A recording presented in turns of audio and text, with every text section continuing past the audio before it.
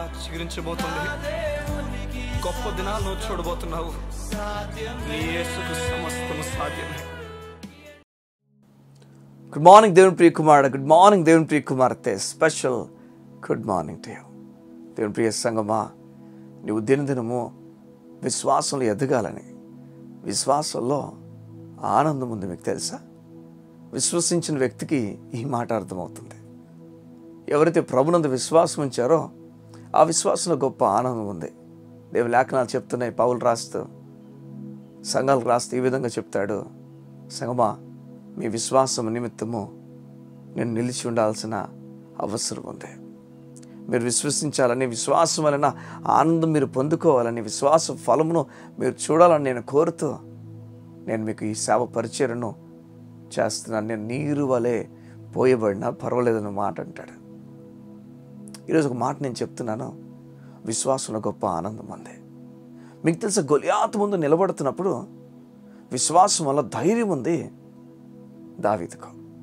Bible చెప్తుంది, నిలబడిన సమయంలో ఎంతో బలవంతుడు, ఎంతో బలిష్ఠుడు, తన పొడవు, తను ఉన్నతమైన దేహం కలిగిన వాడు, అక్కడ ఉన్న వాళ్ళందరికన్నా ఉన్నత దేహుడు, లేకపోతే గొప్ప దేహం కలిగి పొడవుగున్నవాడు, తను ఎత్తే బరువు ఎవరు ఎత్తలేరు, తను దూసే కత్తి వేగం ఎవరు దూయలేరు, తనంత బలం ఎవరికీ లేదు. కానీ సంఘం ఆశ్చర్యం, ఒక బాలుడు, బలహీనుడు, తక్కువ బలం కలిగిన వాడు, విశ్వాసము తన్ని బలపరిచింది. విశ్వాసము తనకు బలమును ఇచ్చింది. ఈ ఉదయాన్ని అడుగుతున్నాను, నువ్వు విశ్వాసం ఉంచుతున్నావా? దేవుని పైన విశ్వాసం ఉంచగలుగుతున్నావా? ఎందుకని ఈ మధ్యకాలంలో మనుషులు నమ్ముతున్నా? ఎందుకని మనుషులపైన ఆధారపడుతున్నా? నీ బలము ఈ లోకంలో విషయాల నుంచి, వ్యసనాల నుంచి ఎందుకు తీసుకుంటున్నావు? గత రాత్రి నీ జీవితంలో జరిగిన విషయం దేవునికి తెలుసు. ఆ పాపము దేవునికి తెలుసు. ఈ లోక బ్రతకానికి తెలుసు. వాటిని విడిచిపెడతావా? వాటిని విడిచిపెట్టి దేవుని కోసం నిలబడడానికి ఇష్టపడుతున్నావా? దేవుడు నీతో మాట్లాడుతున్నాడు ఈ ఉదయాన్న. త్రాగుడు వ్యసనాన్ని వదిలేమని చెప్తున్నాడు. ఈ లోకపు వేశ్య వ్యసనాన్ని వదిలేమని చెప్తున్నాడు. ఈ లోకపు చెడ్డ కార్యంలో దేవుడు వదిలేమని చెప్తున్నాడు. నేను వాడుకోవడానికి ఇష్టపడుతున్నాడు. నీకు తెలుసా, నువ్వు ఆయన చేతుల్లో ఉన్న పాత్రవే. నువ్వు ఇప్పుడు ఆయన చేతుల్లో ఉన్నావు. నీ పాత్రలో విలువైన అత్తరును దేవుడు అందులో ఉంచడానికి ఇష్టపడుతున్నాడు. విలువైన యేసు ప్రభు మాటలను, జ్ఞానమునకు మించిన ఆయన ప్రేమను అందులో ఉంచడానికి ఇష్టపడుతున్నాడు. నీకు నువ్వుగా ఆయనకి ఇస్తావా? విశ్వాసములో ధైర్యం ఉంది, ఆనందం ఉంది. మనకు తెలుసు ఒక మాట, రామారామ 100 ఏళ్ల వయసు కలిగిన అబ్రాము విశ్వాసం వల్ల బలం పొందుకున్నాడట. ఏ విషయంలో అంటే, సారాయి ఇక గర్భం ధరించదని ఎవరిని అడిగినా చెప్పేశారు. ఇంక ఈమెకు అవ్వదండి.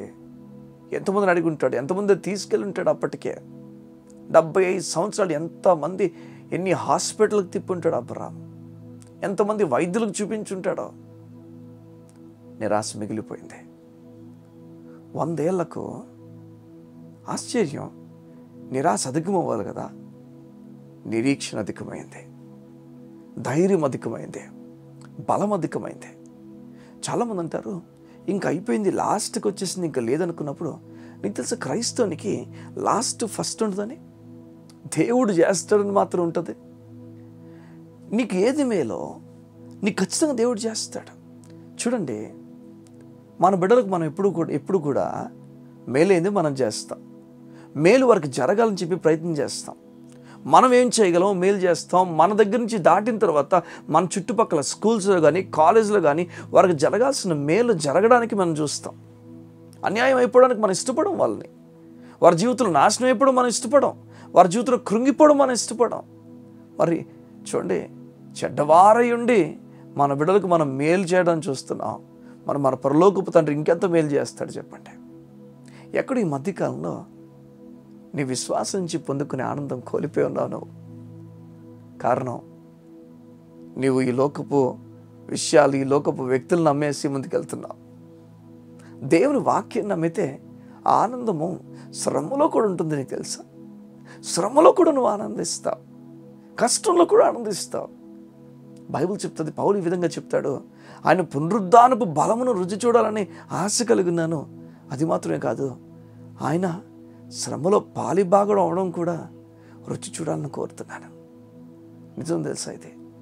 యేసయ్యందు విశ్వాసం ఉంచినప్పుడు శ్రమలో కూడా ఆయన నిమిత్తం శ్రమ పడడం పెద్ద కష్టం అనిపించింది, సంతోషం అనిపిస్తుంది.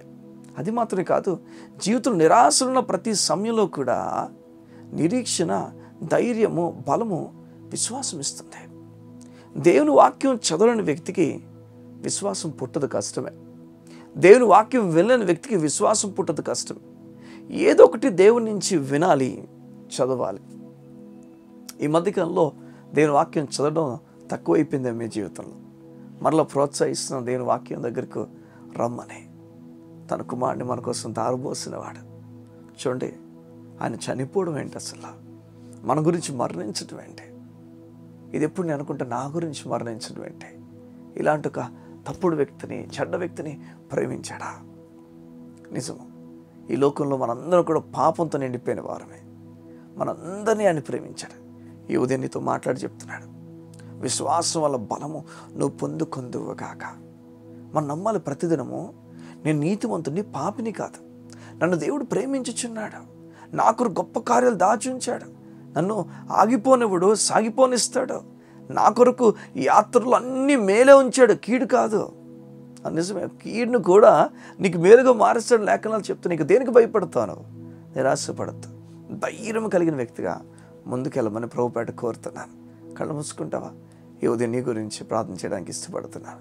మా ప్రియ పరలోకపు తండ్రి, నిబిడలో నిరీక్షణ కలిగిన వ్యక్తుల వలె ముందుకెళ్ళినట్లుగా సహాయించండి. ఎందరో వారి జీవితంలో నిరాశను మిగిల్చి వారు ఉండొచ్చేమో, ఎందరో వారి జీవితంలో నిరీక్షణ కోల్పోయిన సందర్భాలు తీసుకురావచ్చేమో, కానీ నీ వాక్యం నీ బిడ్డలకు నిరీక్షణ ఇస్తూనే ఉంది. నీకు వందనాలు అయ్యా. ఈరోజు నువ్వు నీ బిడ్డలతో మాట్లాడుతున్నావు, నీ బిడ్డలతో నువ్వు ముచ్చటించావు, ఆదరించావు, విశ్వాసపు బలం గురించి చెప్తున్నావు, విశ్వాసపు విషయంలో ఆనందం గురించి నువ్వు మాట్లాడుతున్నావు. మీకు వందనాలు. మా తండ్రి, నీ బిడ్డలు విశ్వాసపు ఆనందమును పొందుకున్నట్లుగా సహాయం చేయండి, విశ్వాసపు బలమును పొందుకున్నట్లుగా సహాయం చేయండి. ఏ రోజు కూడా ఏ విషయంలో వారు దుఃఖపడిపోకుండా నీ మీద ఆధారపడి ఘనమైన విషయాలు వారు పొందుకున్నట్లుగా సహాయం చేసి నడిపించబడతాం. యేసు అతి పరిశుద్ధ నామమున ప్రార్థించుచున్నాము తండ్రి. ఆమేన్, ఆమేన్, ఆమేన్. ఈరోజు దేవుడు నీతో మాట్లాడి చెప్తున్నాడు, గొప్ప ఆదరణ నీకు కలిగిందని, గొప్ప ఆదరణతో నేను నింపుతానని, ఇంక ఉన్నతమైన కార్యాలు నీ కొరకు దాచించాడని దేవుడు నీకు చెప్తున్నాడు. ధైర్యంగా వెళ్ళు, ఈదును గొప్ప కార్యాలను చూడబోతున్నా. God bless you. See you tomorrow.